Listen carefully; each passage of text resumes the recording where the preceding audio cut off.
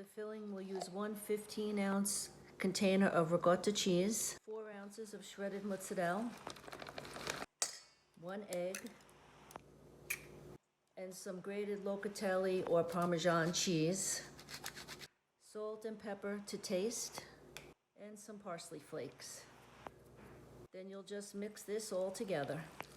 Then you'll line the bottom of a baking pan with some tomato sauce. My homemade tomato sauce is filmed in another video.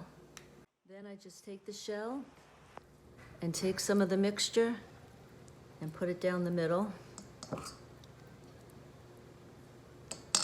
Then just roll it up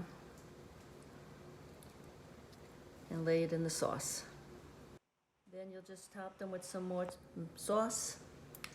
Then you'll add some grated cheese on top, cover it, and bake it in a 350-degree oven for 25 minutes.